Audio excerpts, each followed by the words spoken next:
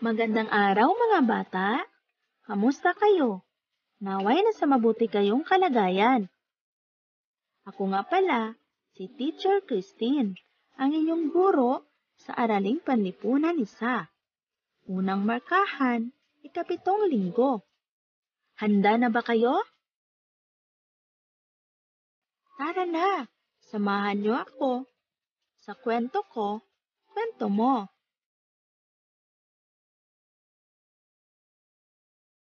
Pagkatapos ng araling ito, inaasahang maihahambing mo ang sariling kwento o karanasan sa buhay sa kwento at karanasan ng mga kamag-aral, ibang miyembro ng pamilya, gaya ng mga kapatid, mga magulang, mga pinsan, at iba pa. Halina't magbalik-aral. Balikan muna natin ang ating napag-aralan noong nakaraang linggo. Ano-ano ang mga impormasyon na di nagbabago sa isang tao? Magaling!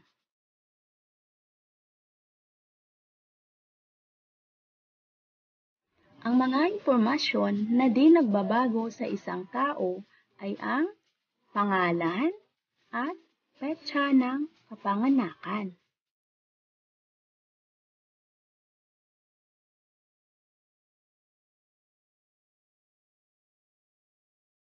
Mayroon akong babasahing talata. Pakinggan at unawain. Handa na ba kayo? Araw ng Biyernes.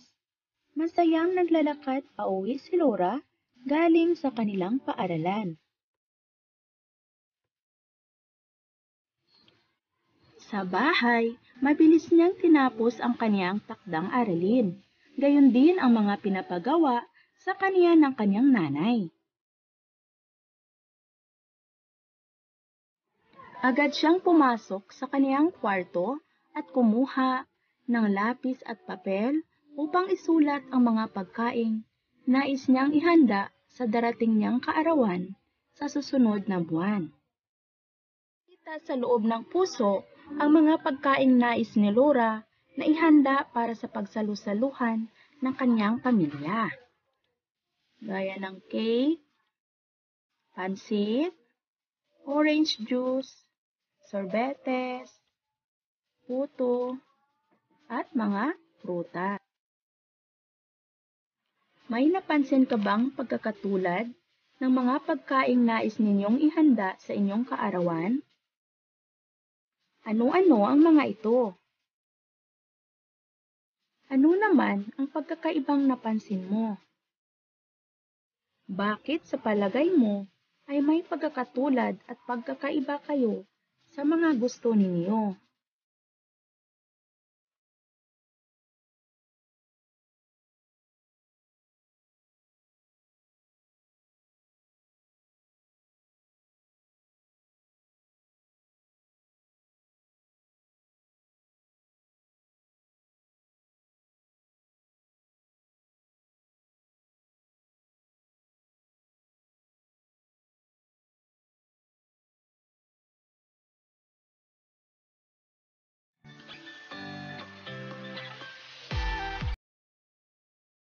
Makikita sa unang kahon ang mga paborito ng iyong kaibigan.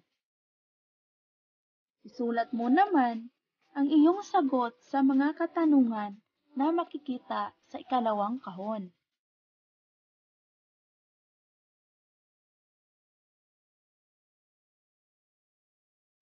Gamit ang mga sagot ng iyong kaibigan, isulat ang pagkakatulad at pagkakaiba ng inyong mga sagot gamit ang kahon.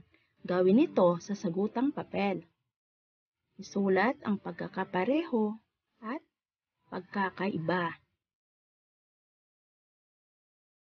Tandaan, maaari nating maihambing ang ating karanasan sa karanasan ng ibang tao sa pamamagitan ng pagtukoy ng mga pagkakatulad at pagkakaiba ng mga ito.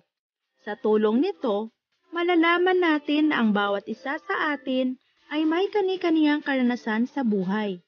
Nararapat lamang Naigalang natin ang karanasan ng bawat isa.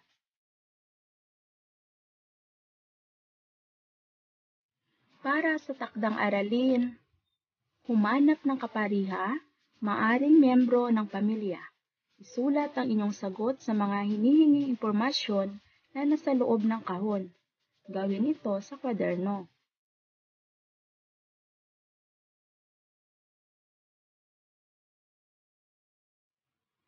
Mga gulay na kinakain mo. Isulat mo ang iyong mga gulay na kinakain at sa iyong kapariha.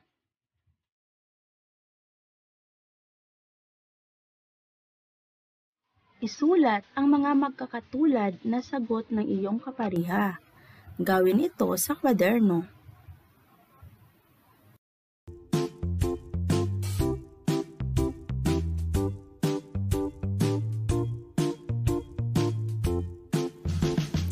Maraming salamat sa inyong pakikinig. Hanggang sa muli mga bata. Paalam!